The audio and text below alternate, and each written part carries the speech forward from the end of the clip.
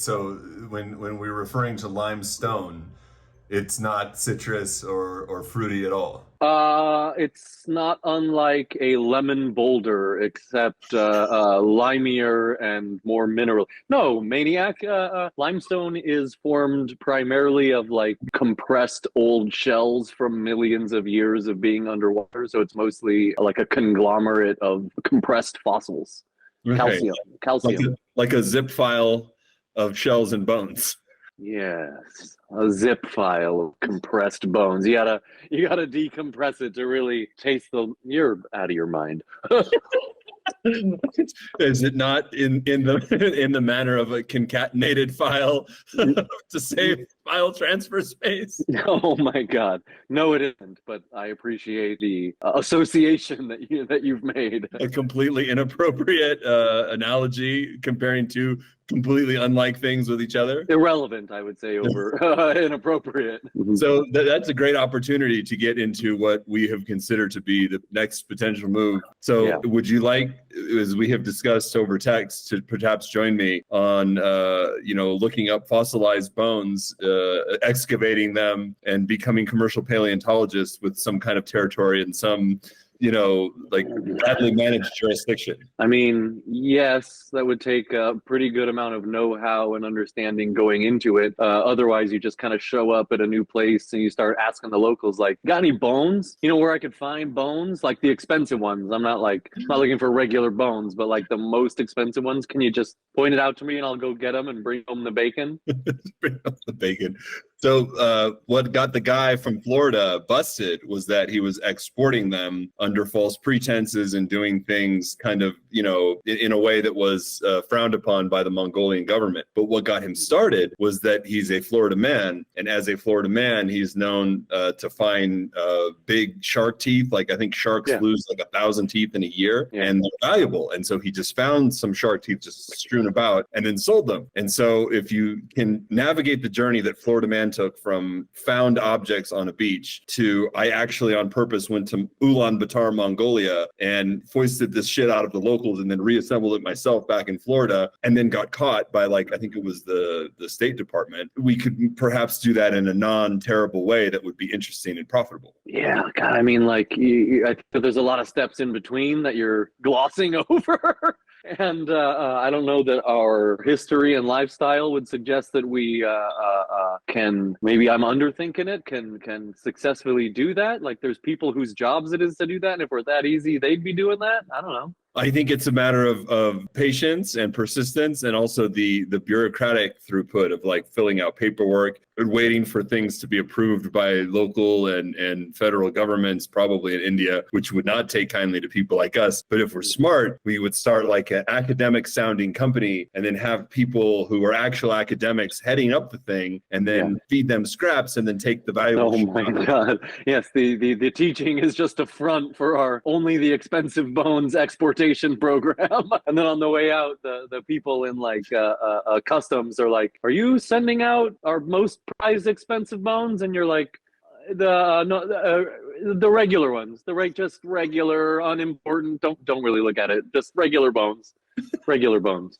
I don't know if that's the way, but I would definitely track shipwrecks, ambergris, go down to Australia and pull out some of that black opal and gold that they be hauling. Okay, so then ambergris is the other one. I was having dinner with my friend Law, and Law is among the very brightest and very most ambitious of all of us. We went to this place called Departamento, and he went home, presumably, with a completely unknown Mexicana girl who was tall and curvy and gorgeous. And Law is 50 and fearless and very friendly and has been to 100 countries and, something like 9 languages under his belt. He's great. And so at dinner, we were talking about what's next because he has some money and he doesn't really have to work. He just kind of travels and meets girls. So I mentioned the India thing, and then I mentioned ambergris in Atlantic or international waters. And he goes, "Ambergris, that's a real word. That's not." And I was like, "Yeah, that's a real word." It's sometimes pronounced ambergris, but yeah, it's a word. Yeah, that's basically what I said. I also mentioned the Antarctic finds of downed meteorites in the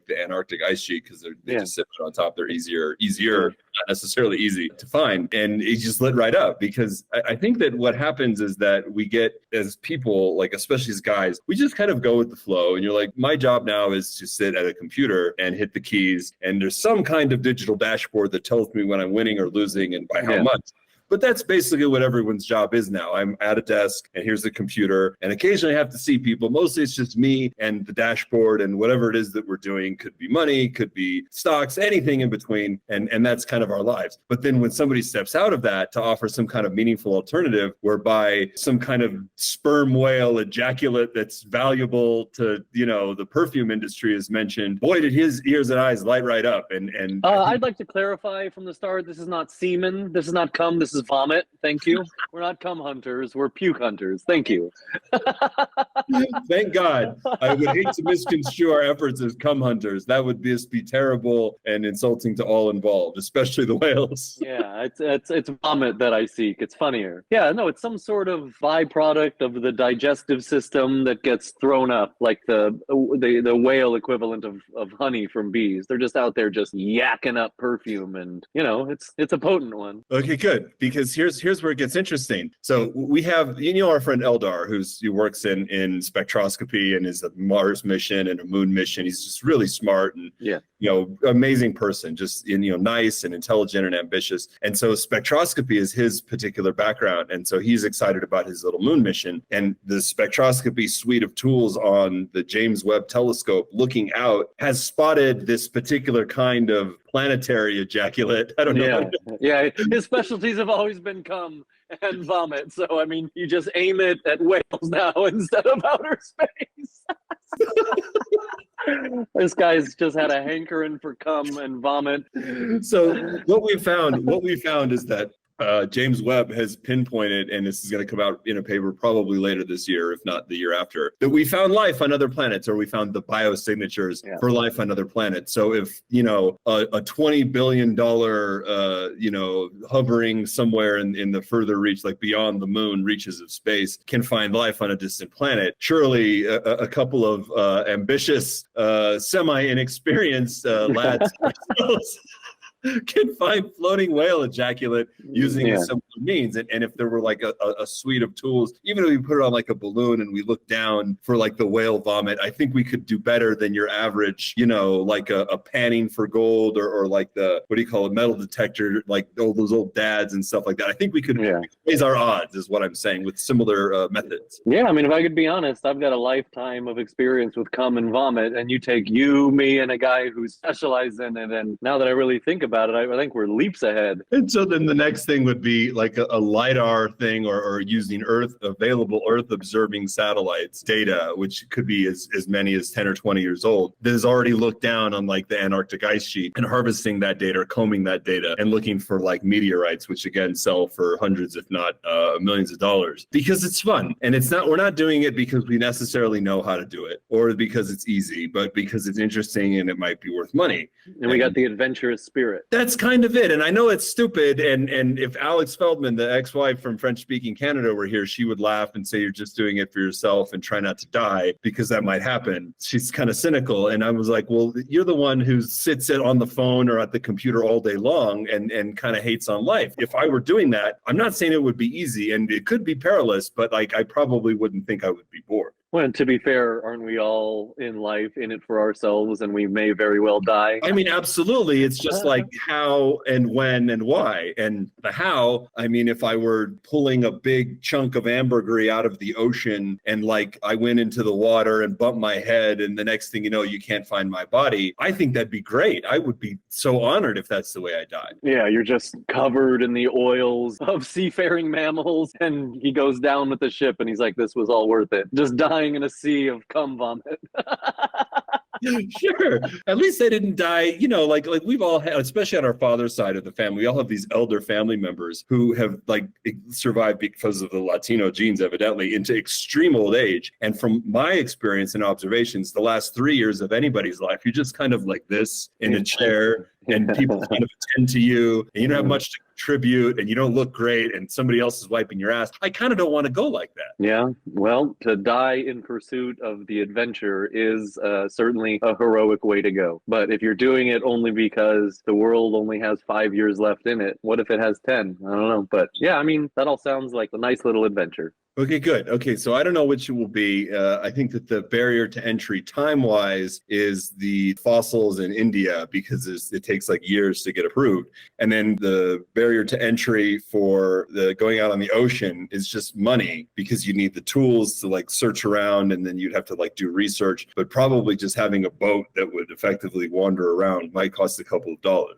Yeah. And I suppose in the meantime, coming up with a script for Asif Khan certainly couldn't hurt. Okay, so great segue. Good job, sir. Okay, so yes, so we located what is it? 2AG, right? Or to a pre. To a pre. Sorry, thank you. Sorry, I'm an idiot. It sounded idiotic. And I meant what I said when I said, we'll try to nudge him and get him to, at least take a look at what we're doing, or maybe join us for one of these, because it's ridiculous and he might say ridiculous things. It could be fun. Yeah. I mean, if that happened and as quickly as this has all come together, that would be tremendous. That email that you sent me, which is sounded like the one that you sent him, was a little more upfront than I would expect about it being a bait and switch with the girls. Like, I read that and I'm like, if somebody sent me that, I'd be like, fuck them immediately. But you never know when opportunity strikes. Okay, so what I have learned, and this is largely comes out of just my nature in general, is that anything that you want, that it could be a girl or a famous, YouTube guy or whatever, it takes time, and you have to be persistent. So most people, as we both definitely are kind of self-interested, and finding any kind of common ground, it takes a long time. So I would agree with you that the first time you just be like, get the money, or who are you idiots, or whatever, and probably no, it's an easy no. But then over time, when we start to nudge and pester and kind of generally be annoying, I think that we could potentially get just about anything done. I'm of that opinion. Yeah, he reaches a dry spell in his creativity, hits a wall with something, has a down moment, and sees a potential opportunity where in the past it was just annoying pestering. Yeah, I could see that. But yeah, that dude is just a fucking gold mine of comedy for sure. Really, really good. So in my experience, and we've texted about this a little bit, the YouTube crowd up until, I don't know, 2016 or 2014, you could earn okay money doing the YouTube partner program, and where you had monetization and you could get like a few grand every month. These days, you're lucky to get $1,000. And I don't know about you, but ain't nobody living on no $1,000 in my world. Mm-mm.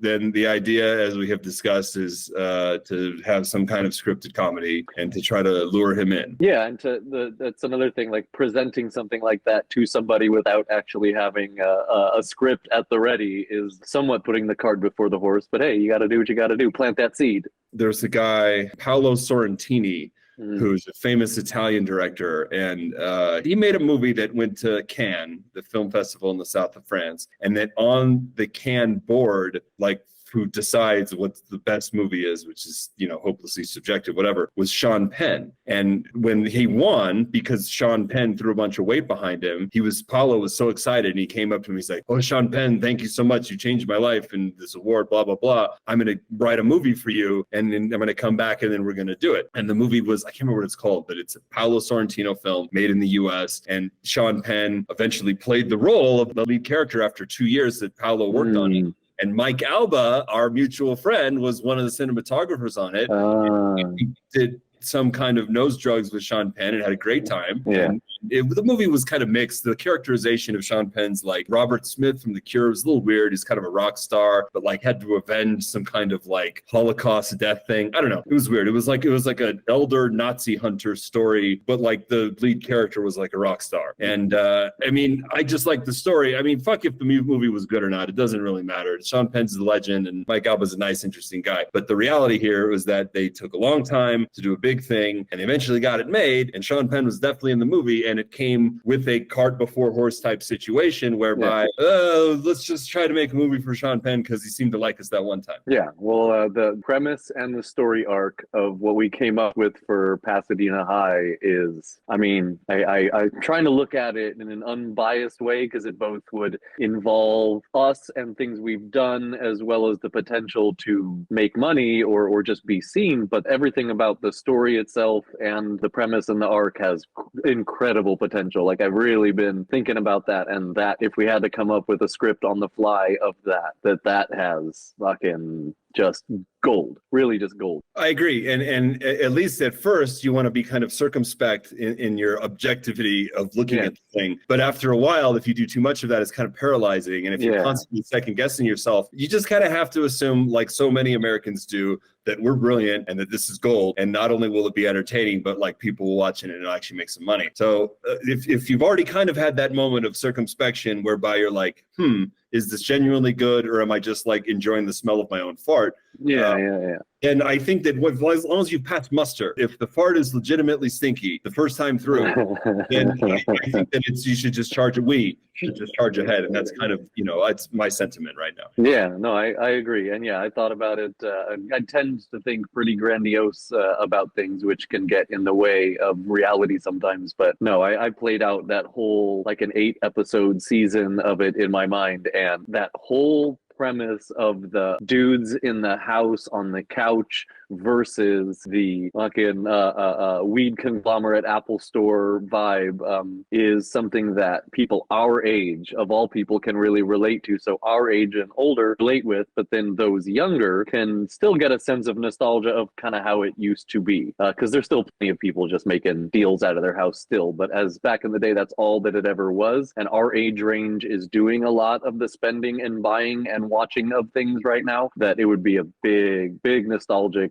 throwback to simpler times during a time when everything is now a dispensary and all that. So yeah, it's got a lot going for it. Okay, good. I feel the exact same way. And I think that it's probably what we'll have to do is to have one of these that's not recorded or, cast as a pod into the world. And we would just have to write it, because writing is kind of tedious. But to make you feel slightly better, our friend Herman, as he's affectionately known, and I wrote together in each other's physical presence, nearly coming to blows and working through, the misery of his weirdness and unbelievable marijuana appetite, to write a 160-page feature-length screenplay together when we were like 25, and nothing ever happened with it. But that doesn't mean that now, being a little more savvy and experienced, we can voice this into something more meaningful. No, I agree. I think it's got great potential. I've bounced the idea off of a few other people, and like, I'm not looking for somebody to tell me that it's great if they don't really think so. But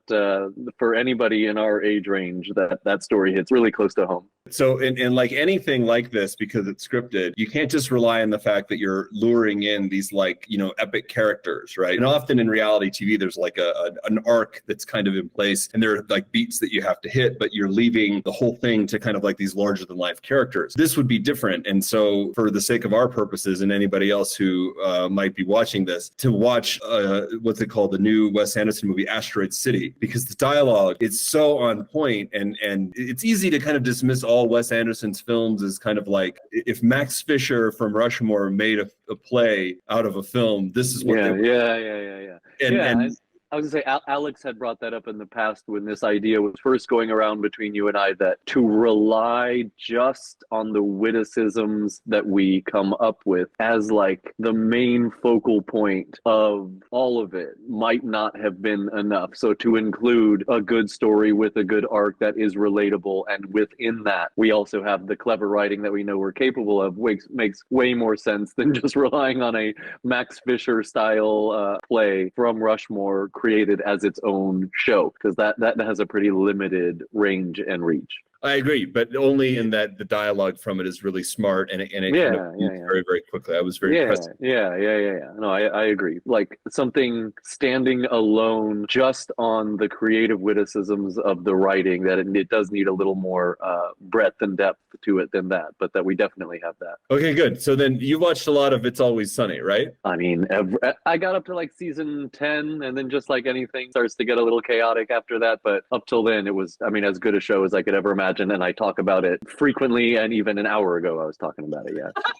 Okay, good. So one of the reasons why I love It's Always Sunny is that, first of all, it has amazing longevity. And second of all, it has followed a semi-formulaic kind of character structure. Yeah. And then is so like anything postmodern, like anything in the last like 15 or 20 years, it's kind of meta, meaning that like it kind of looks back on itself. So when they talk about Charlie Day being this like wild card, and then they kind of like fight the wild card, and they show how the wild card is the wild card, it's such a smart show because you can like see the workings of the thing just by watching it. And they're so smart about it. They're like, not only are we going to be funny and like entertaining, but we're going to show you how we're funny and entertaining in a way that is also funny and entertaining. It's extremely meta. I was just talking about the pilot, and it was clever and it was good, but really none of the characters were particularly distinct like they were by season 3, where Mac was a moron always fluctuating with his weight, and Charlie Day was the wild card, and Dennis really got deep into the sinister psychopath version of himself, and Frank kept on getting just more and more just wild and drinking and partying and saying maniac shit, that it really found its legs by like season 3 and 4. I agree, and I haven't even watched enough of it to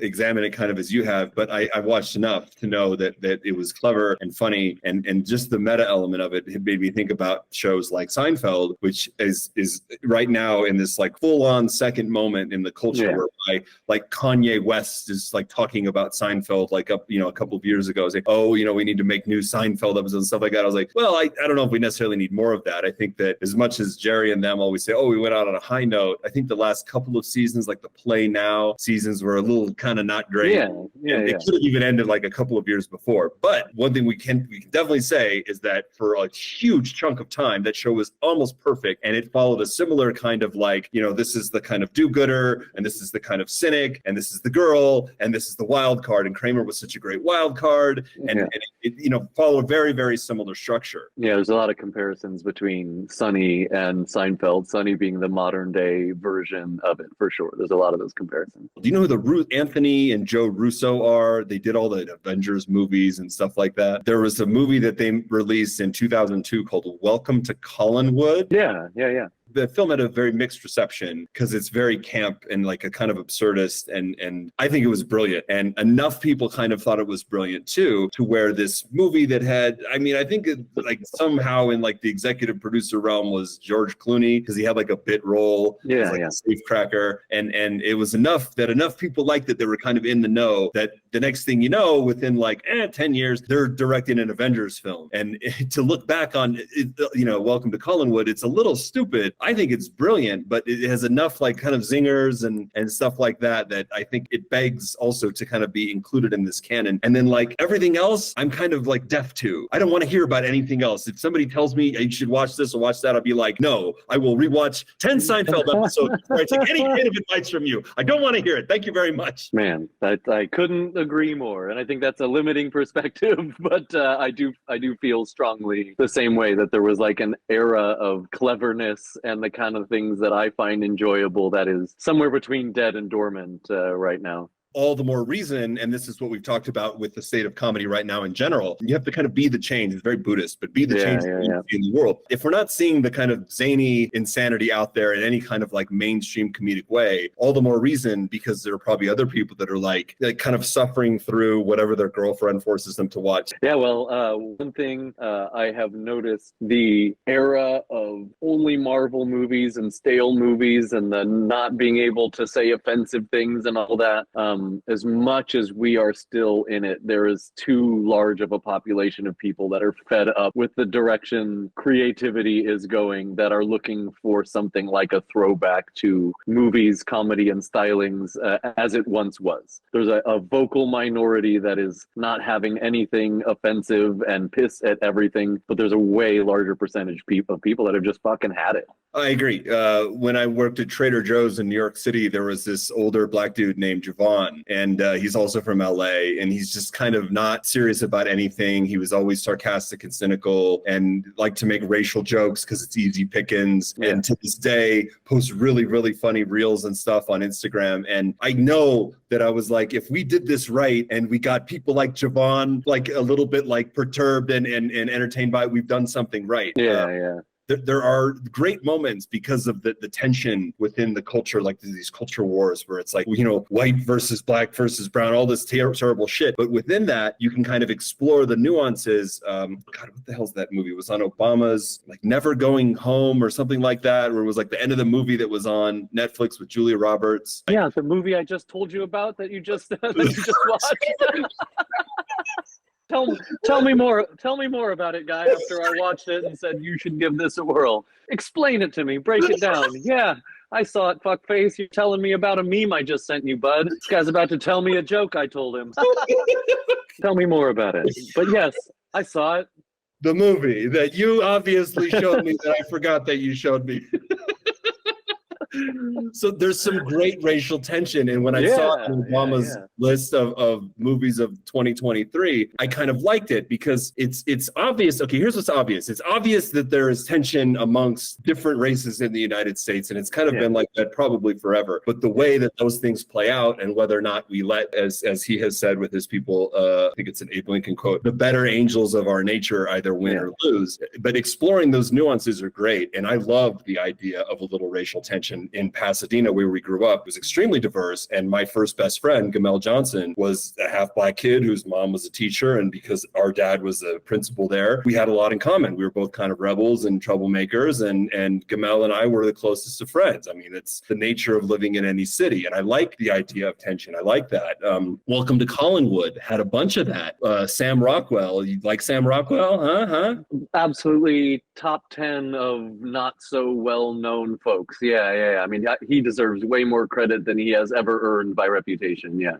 Okay, so I couldn't agree more. And he's like trying to woo this like really attractive Latina girl that they're trying to like scam these like old ladies out of their like inheritance or something. I love that. Welcome to Collinwood. And so he's out with the girl and they're like walking through the streets of Collinwood, Ohio, which is like, you know, post-industrial shithole and it's all falling apart. And so he looks down at like one of the two black kids that's sitting on the curb and he's trying to be cool. And he's like, put it here, young blood. And the kid immediately leans over and spits on his shoe with no hesitation. I was like, that's what I'm talking about. That's comedy gold. Yeah, I mean, I like that way more than the insert one of every kind of person in this place that doesn't make sense and has this false sense of how it really is. It feels very pretendy. It's like, let's just point out the things as they are, not try to make them this new version of things. Yeah, I like pointing out the differences in cultures, not pretending they don't exist to suit the virtue signalers of today. Yeah. I agree. And a lot of what happens on the left, even though I certainly count myself as liberal, like I'm never, you know, there was a time when it was cool and interesting. Now it seems like they're just kind of like all into Hamas for some reason. I don't really know why. We're down with the terrorists now? Oh, okay. You know, everyone deserves their truth. They're just really passionate. I've lost, I want to say at least 5 friends, and I'm like, I'm just gonna kind of keep this conversation amongst my Hebrew friends, and we all agree, and I'm gonna pretend like my opinion doesn't matter because it does matter, but not in the way I want it to. And I think I've lost enough friends in like the last few months. Thank you. Dude, we were talking about it just a few days ago at Squatch, talking about like going so far as to be like pedophiles and murderers are just living their truth and they deserve respect just as much as anybody else. I'm like, you don't see how you're going a little too far with this. They're just living their truth, and their truth is fucking kids. And even though, you know, I don't think it's good that they do it, but they're just they're just like you and me. Like, what are we doing here with that? Get out of here. This reminds me of a great story. There was this movie that in 2000 came out that was so ridiculous. I had gone to meet our cousin,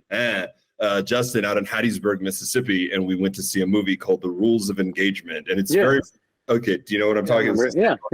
So the whole thing was about these soldiers shot a bunch of civilians and what really happened. And at the end of the movie, there's this scene where like the moms pull out the AK-47s and an 8-year-old throws a grenade. And it's like, oh, well, not only did the soldiers act correctly, but in fact, every woman and child was in fact a terrorist. Mm-hmm. So I think that's an oversimplification in the other direction, but everything you just said rings true, because it's like, well, didn't they like kidnap and kill and rape a bunch of people? And, Yeah. and if Mexico, which is right next door to the US, did similar shit, and then those like assholes ran back to wherever they were hanging out, probably we would pull similar shit and light them up until there just weren't any left. So Yeah. I don't think that requires a lot of like unpacking. I think that people are kind of stupid and wrong, and that we're kind of right, and it's all unfortunate. Yeah, we've gone too far with the accept everybody sort of mentality. To jump back to the Pasadena High thing, I just got an idea. So do you remember the first couple seasons of Stranger Things, how well they hit the nostalgia of early to mid 80s? Oh, absolutely. It was with music and the costumes and the characterizations, all of it. Yeah. And so imagining doing, which we kind of touched on already, that for Pasadena High in the 90s and 2000s, but even that we had talked about GoldenEye and even like Smash Brothers, Mario Brothers stuff hitting that. But we had also talked about music. And I just had an idea that not just music as far as like the soundtrack, but given that being high and getting stoned and like going to see music, that could easily feature popular musicians from today to include some sort of musical part of the thing. Because I feel like music is such a part of stoner culture. Right, like going to a venue or the live music experience, which is kind of still around, but it's mostly like in festival form and like available for top dollar. No, I'm right there with you. And here's what's great about doing something that's kind of retro is that you can get, I mean, if they're not like Chris Cornell, like Soundgarden, or dead from suicide or overdose, that you could probably get some of these bands on the cheap because they're old. For sure. Blind Melon, No Rain guy, he's gone. But maybe we get some Hootie and the Blowfish. All right. So something like that. Yeah, I actually have a really good 90s playlist that we should probably like set the tune and sit down and actually give this thing some time. But I think people would like it. I think it hits on, a lot of the stuff that we were talking about, that it's kind of relevant in the culture and, allows for some of the racial nuance that we were kind of hitting on with the Netflix movie that evidently you told me about. But yeah. I mentioned this last time, I think, but before I left Sonoma, a dispensary opened after like 5 years of trying. And while initially the novelty of being able to go into a store like that in a wine-centered town was cool, it was set up very much like an Apple store, like the new modern version of all of that. And it did have some cool novelty at first, but like the early 20-somethings kids trying to sell me on the variety of the terpenes, and it sounded like they were reading off a script telling me about this stuff. I'm like, tell you what, dude, just fucking let me open up that lid, let me take a smell, it's all I need, bud.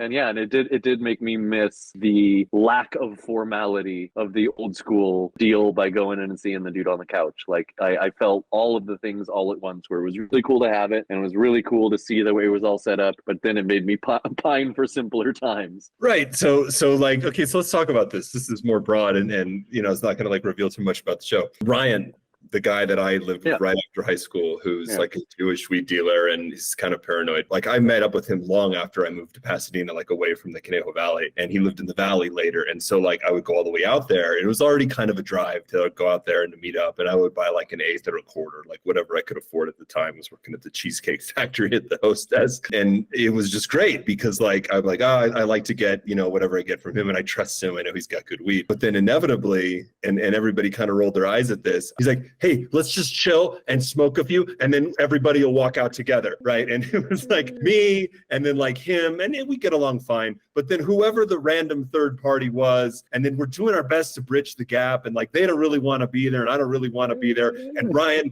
is definitely not letting us leave.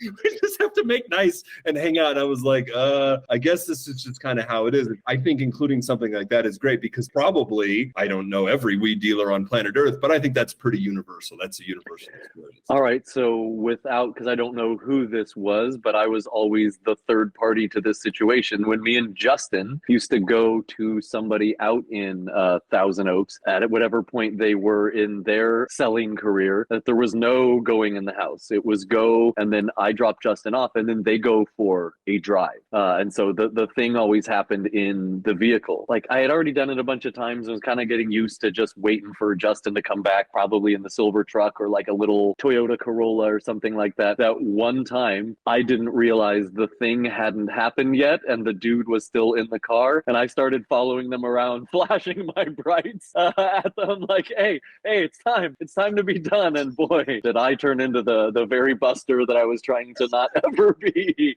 So that's ridiculous. And yeah, the idea of the bust, it's just such a bust, was such a big deal. Even in our darkest moments with the marijuanas, I don't know that I personally ever got in trouble for marijuana. I may have been yelled at or chewed out or had like Ann, Justin's mom, or like Tio one time caught Brent and I smoking weed in Pasadena, like inside the house. But I don't know that like any police actually like cited or detained or even confiscated anything that felt anything more than just like a stern warning. Well, I suppose I could put myself in that category, but I definitely was pulled out of the car, forced to go through field sobriety, had my bong taken by the cops. There was a time when I was cruising around with Justin, Brendan, and Maya. And as you well know, I was a bong guy. And so there was always a bong in the car. We were cruising down Thousand Oaks Boulevard and we got pulled over going like 50 something in a 35. And the bong was in between Jeremiah's legs in the back of the car. And we got pulled over by a motorcycle cop. And so it already for sure smells. And as soon as the cop got to the window, that's when Maya decided that he's going to take his hands, put them down low, and push the thing under the seat, which meant immediate bong water everywhere. And the cop fucking grabbed a hold of his gun. He's like, "What the fuck are you doing? Let me see your fucking hands." And so like something like that happened at least 3 or 4 separate times, pulling into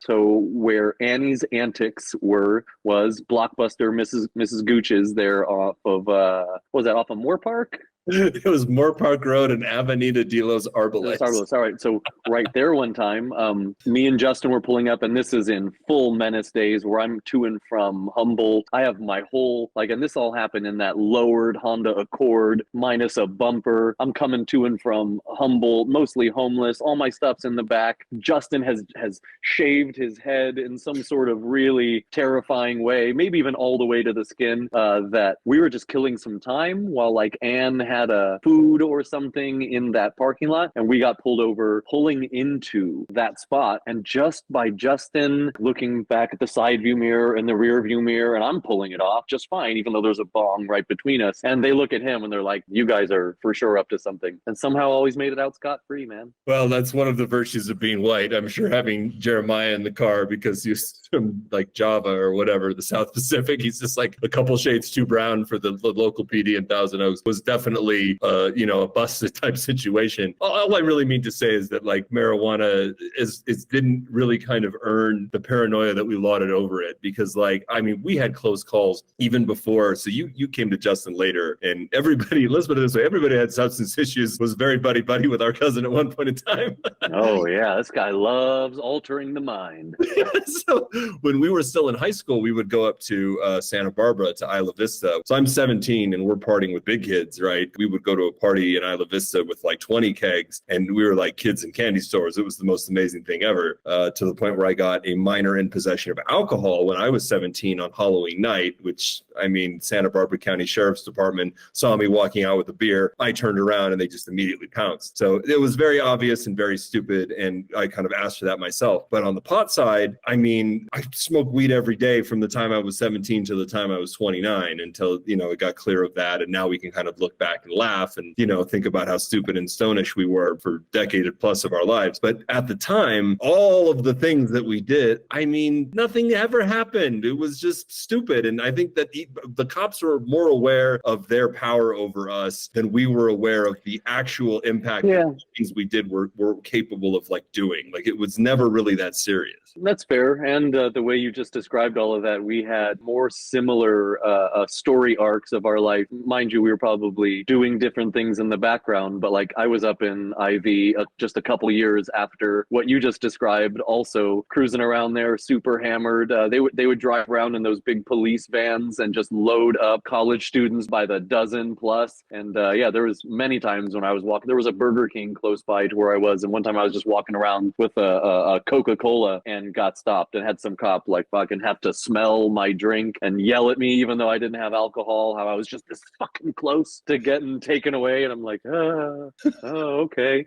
But like I can think of another half dozen off the top of my head, weed-wise, where cops coming into parties that I was at. And mind you, at that time I was hanging out with this little Mexican kid named Frank the Tank, this tall black kid named Tony B, and this other Mexican kid named Marcus. And, you know, that brought a little more attention. And then I was just like this fucking, looked like he's been sitting in a household eating saltine crackers his whole life, never. And they're like, what the fuck is this kid doing here? Like, you guys are fucking making this kid go bad. But yeah, I mean, I can think of a bunch more situations where the cops were all over us for weed, but in the end, nothing really happened. Okay, so that's kind of my point, and I can't recall the number of times in which exactly what you described happened. There was one in like a house party we were on, you know, because Justin was like very funny, you know, our cousin was always very funny and people liked him, and because they were a year ahead of us, even though he's the same age as me, he was always with the older, cooler kids, and so I got dragged along with their bullshit, which was great. I met a bunch of hot girls and we had amazing experiences in the house party. That was the heyday of the house party. And all I really mean to say is that I think probably just based on our lifestyle choices and who we are as people, we probably had the same, if not, you know, very similar numbers of those kinds of run-ins, but it never really amounted to anything. And yeah, there was like when I was like 18, 19, I got into some cocaine. That was kind of bad and destructive. I remember days on end of like doing that. And that felt very self-destructive, but it just like, what's going to happen? They would tell everybody to leave a house party. Yeah. Or they would like walk through the house and be really menacing and like find a ball. Anybody want to take ownership of this piece of paraphernalia? And nobody says anything. So Tony B, that the tall black dude that I just mentioned, his mom lived out in Vegas and she was a blackjack dealer in Vegas. And so we went out there to go visit her. And we're talking 2002. And so still cameras everywhere, but not like it is now where it's like every square inch of everything is both seen and monitored all the time. And so we pull up to a random hotel on the strip in Vegas, pull up into a parking spot, me and 3 brown dudes in the car. I'm driving and we all pull up and we take one more hit out of the pipe before we're going to go sneak our way into the pool. And we did think about maybe there's cameras everywhere, and we parked at the way far back end of the parking lot. And so I was still in my be sassy like Zach sort of stage. And so we start going down to the pool and we see security mobilizing all around us. But there's a certain paranoia with smoking weed where you're like, you learn to realize it probably doesn't have anything to do with you. But we're going down to the pool and I see that guy over there and there's a guy and there's a guy and they're all following us. And then we get down to the pool and they're like, what room you guys coming from? And we make up some room number. They're like, no, that room number doesn't exist. And so they call us out on what we're doing and they start walking us back to the car, kicking us out. And me having that smart ass mouth, and I go, oh, are you going to hold our hands all the way back to the car? And I'm 19 years old, just a little chump ass kid. And they say, maybe we pull Metro around back and we look in your green Honda Accord where you put that yellow pipe and we take it from there. And I'm like, oh, no, I was just leaving. You were probably right. No, you were probably right. But yeah, to have been there for 45 seconds and just hit the pipe one more time and him call out my car, the shape of my pipe, that we all got high then and there, and then tell me that Metro Police are going to come around back and take me down to jail. I'm like, oh, this is the worst time.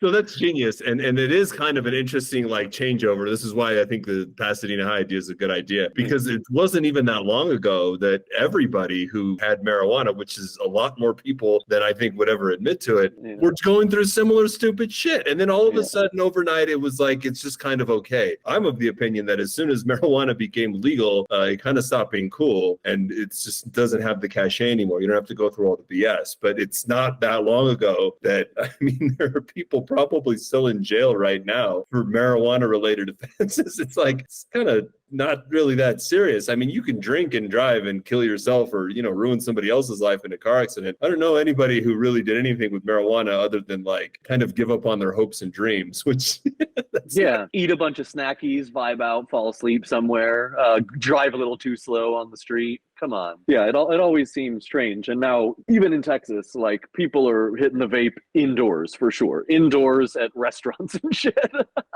Sure. No, one of my thing now, because it's like the last kind of vestige of the taboo, is what my friend Kashmir is, this model girl. And granted, she's really blonde and hot and can get away with just about anything. But she likes to vape in the plane cabin on a flight and just like exhale when everyone's falling asleep. I'm like, well, I'm too tall and too obvious and have a mouth on me, so I'm not going to do that. But I will go into the airplane lab, draw a wicked fucking vape hit, and then exhale into the toilet as it's, you know, flushing, because it pulls all the air out, and you can really kind of get away with something. And at altitude, it's a marvelous experience. Yeah, you're about to suck through a mouthful of international poo particulate. You'll see when you end up with some foreign poop disease in your mouth hole, buddy. That'll come back to get you.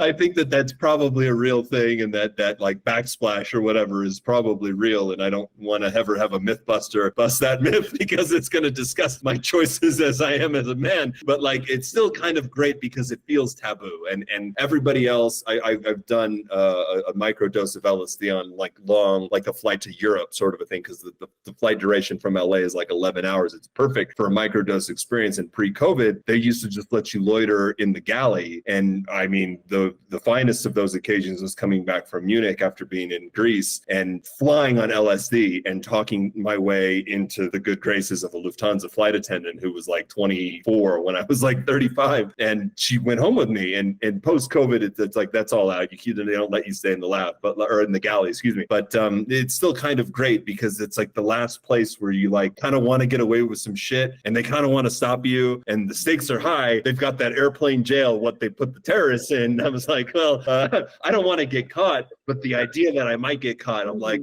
let's get into something here. Yeah, that's a good point. Yeah, there used to be a certain renegade energy about it, and now it's just like, no, it's just one more vice that I have to do in public while everyone watches. Whatever, it's lost its cachet. It has, and I really believe that. So Canada is always a couple of steps ahead of the U.S. when it comes to adopting new rules and regulations about stuff like that. And I think it might have been on Reddit or some, you know, internet place that it showed a sign where you're allowed to vape and smoke indoors in the Vancouver International Airport, which is like, that's great. I mean, Vancouver, they're known for their like supervised injection and needle disposals places, which if you've been through downtown, like the gas lamp district, or what is it called? It's the gas quarter, or whatever the fuck the gas situation is in Vancouver, where you'll see like, you know, passed out junkies with like a needle half hanging out of their arm and like a little spittle going. I think they went a little far with that, and people don't necessarily like it, but I think marijuana is fine. And to think that we would have to like sneak off like high school children to get a little stoned is kind of ridiculous. Well, last time I was in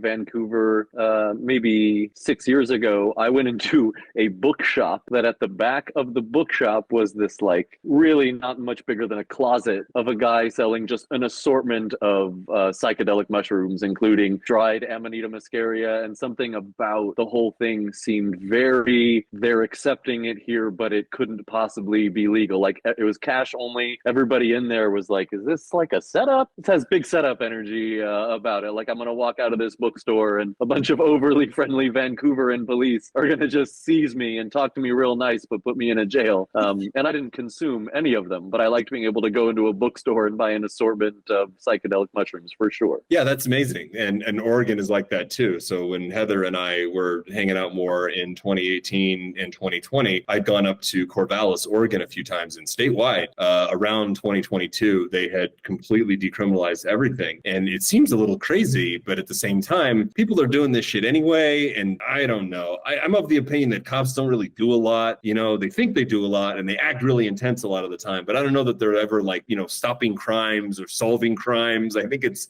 kind of ridiculous. That's why that Big Lebowski scene, you know, they got us working in shifts. That's it really hits kind of a sweet spot where you're like, what are you guys ever doing? You're not like, you know, get the gun out, stopping a bank robbery or running back an old lady's purse. Like, it's silly. So I don't know that there are other things that they should be doing, but stopping an idiot from becoming more idiotic with drugs, I don't think serves anybody. They like a good hassle and pester.